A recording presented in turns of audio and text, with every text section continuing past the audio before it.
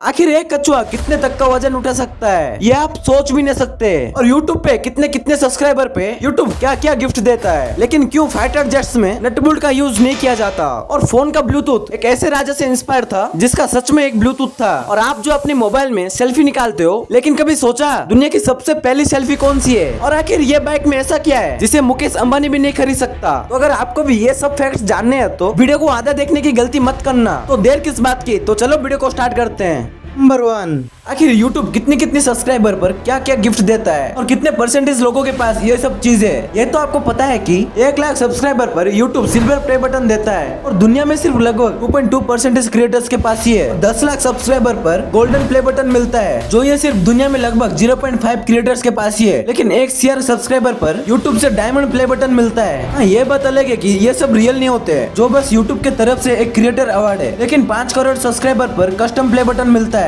ये भी लगभग 0.001% के लोगों के पास ही है। और इंडिया में सबसे पहले ये टी सीरीज को मिला था। और 10 करोड़ सब्सक्राइबर पर रेड डायमंड प्ले बटन मिलता है, ये भी लगभग 0.001% से भी कम क्रिएटर्स के पास ही है। तो इस बात पे सब्सक्राइब कर दो यार, हम भी 10,000 सब्सक्राइबर के आसपास है। और हाँ, आपके पास कौन सी प्ले बटन है? नंबर 2, फोन का ब्लूटूथ एक ऐसे राजा से इंस्पायर था जिसका सच में एक ब्लूटूथ था। 1996 तक एक इलेक्ट्रॉनिक्स डिवाइस को दूसरे डिवाइस को बिना केबल के कनेक्ट नहीं किया जा सकता था। इसलिए 5 टेक कंपनीज मिलकर एक शॉर्ट रेंज वायरलेस टेक्नोलॉजी बनाने का डिसीजन लिया। इन्हें अपनी टेक्नोलॉजी के लिए एक नाम चाहिए था। अभी इनमें से जिम कार्डे, जो इंटेल के इंजीनियर थे, उनके पास एक आइडिया आया। उन्होंने रिसेंटली एक बुक में 10th सेंचुरी के डेनमार्क के राजा हार्ड गार्मोस के बारे में पढ़ा था। उस राजा को लोग हार्ड ब्लूटूथ के नाम से जाना जाता है, क्योंकि उनका एक रोटन दांत था जो डार्क ब्लू कलर का दिखता था। उनकी सबसे बड़ी अचीवमेंट ये थी कि उन्होंने डेनमार्क और नॉर्वे, जो एक दूसरे के दुश्मन थे, उन्हें यूनाइट करके एक सिंगल किंगडम बना दिया था। इससे जिम कार्डो को आइडिया मिल गया कि किंग हार्ड ब्लूटूथ ने 2 कंट्रीज को यूनाइट किया था। वैसे ही उसकी नई वायरलेस टेक्नोलॉजी अलग अलग डिवाइस को यूनाइट कर रही है, इसलिए उन्होंने इसका नाम ब्लूटूथ रखा। नंबर 3, यह है 115 साल पुरानी बाइक, इतनी महंगी भी बिक सकती है कि उस पैसे में पूरा शहर खरीद लो।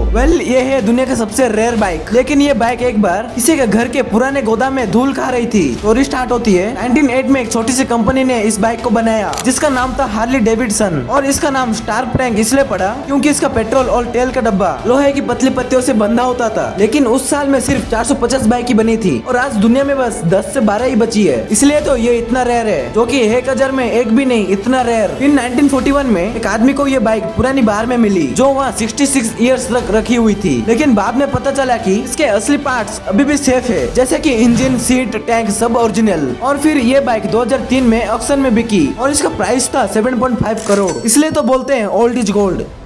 नंबर 4, ये है ब्लैक राइस, जिसे आम लोग खा ही नहीं सकते, जो पुराने जमाने में राजा महाराजा लोग खाते थे।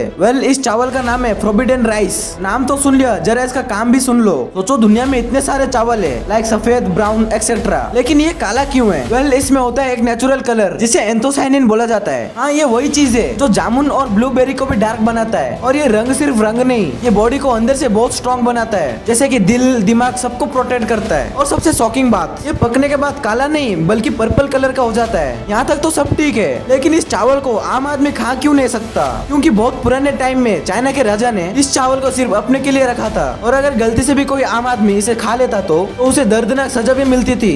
नंबर 5, है दुनिया का सबसे महंगा पत्थर। इतना महंगा है कि एक रोल्स रॉयस तो आराम से खरीद लो। ये डायमंड का नाम है ब्लू डायमंड, पर ये कोई नॉर्मल हीरा नहीं है, जो कि ये धरती के 600 किलोमीटर के अंदर अपने आप बनता है। क्योंकि वहाँ इतनी गर्मी होती है कि लोहा तो क्या, इंसान भी पिघल जाता है। इसलिए धीरे धीरे हजारों सालों में वो कार्बन ब्लू डायमंड में बदल जाता है। जहाँ अक्सर डायमंड्स व्हाइट कलर के होते हैं, लेकिन ये ब्लू कलर का होता है, क्योंकि इसमें होता है एक रेयर बोरन। बोरन यानी ये हीरा के अंदर घुस के उसका रंग बदल देता है। और सिर्फ रंग ही नहीं बदलता, ये हीरा बिजली को पास होने देता है, जो नॉर्मल हीरा नहीं कर पाता। अब आते हैं इसकी प्राइस की तरफ। 1 कैरेट ब्लू डायमंड लगभग 1 करोड़ से 5 करोड़ तक का हो सकता है। इसे कम मत समझना, क्योंकि इसका जितना गहरा रंग होता है उतनी ज्यादा उसकी कीमत होती है, जो ये सिर्फ पूरी दुनिया में 0.02% ब्लू डायमंड मिलता है। नंबर 6, आपको जानकर हैरानी होगी, दुनिया में एक ऐसा आदमी है जिसका काम बस आइसक्रीम का स्वाद चखना होता है, और उसकी जीभ की कीमत लाखों में। इस आदमी का नाम है जॉन हरिसन। ये अमेरिका के एक बड़ी आइसक्रीम कंपनी में काम करता है, लेकिन ये जो काम करता है जो और कोई नहीं कर सकता, क्योंकि यह आदमी हर रोज लगभग 60 से भी अलग अलग आइसक्रीम का स्वाद चखता है। लेकिन ये आइसक्रीम को खाता नहीं है, बस क्वालिटी चेक करने के बाद थूक देता है, क्योंकि उसका काम पेट भरना नहीं होता, बस क्वालिटी चेक करना होता है। और जब एक आइसक्रीम की स्वाद को चेक करता है तो बीच में गर्म गर्म पानी और थोड़ी सी बिस्कुट खाता है ताकि नेक्स्ट आइसक्रीम का स्वाद बेस्ट फील हो। और आज तक इसने लाखों नहीं बल्कि करोड़ों लीटर आइसक्रीम का टेस्ट कर चुका है।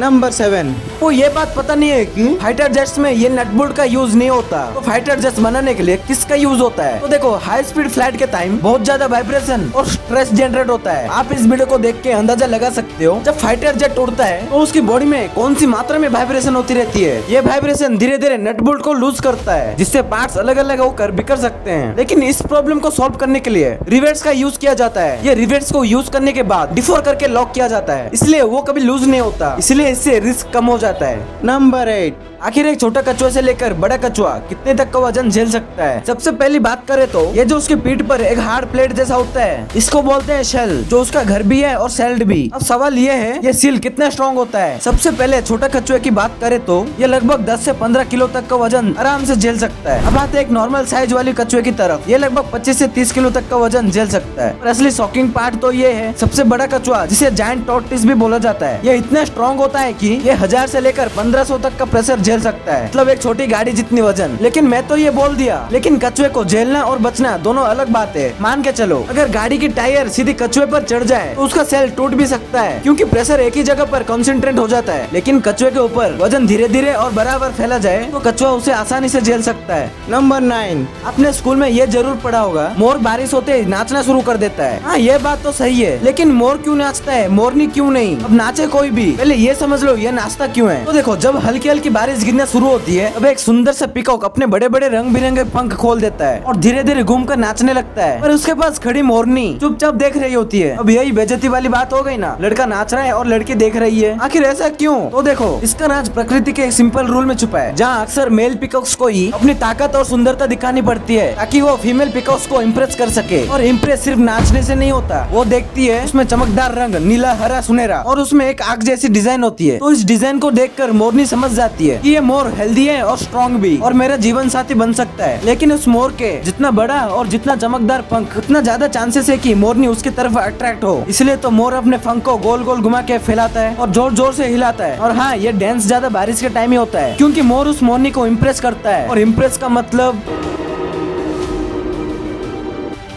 नंबर 10। ये है दुनिया का सबसे पहली सेल्फी। लेकिन ये एक सेल्फी को निकालने के लिए इंसानों को मूर्ति की तरह बिल्कुल सीधा रहना पड़ता है, और अगर जरा सा भी हिले तो फोटो धुंधली हो जाती थी। ये कहानी है दुनिया की पहली फोटो, खुद की फोटो की, जो ली गई थी 1839 में। और आप जो सेल्फी में जिस आदमी को देख रहे हो, इसका नाम है रॉबर्ट कॉर्नेलियस। लेकिन क्यों उस टाइम में एक सेल्फी के लिए लोगों को 10 से 15 मिनट तक खड़ा होना पड़ता था? तो देखो, सिंपल सी बात है, उस टाइम ना मोबाइल था ना कैमरा, जो सिर्फ एक बड़ा सा बॉक्स जैसा कैमरा था। ये सब तो ठीक है, लेकिन 15 मिनट तक बिल्कुल चुपचाप बिना हिले बैठना था। तो ये थी इस कैमरे की कहानी। और आपको ये वीडियो कैसी लगी जरा कमेंट में बताना। और हाँ, इस वीडियो को लाइक करना मत भूलना और इस वीडियो को देखना मत भूलना।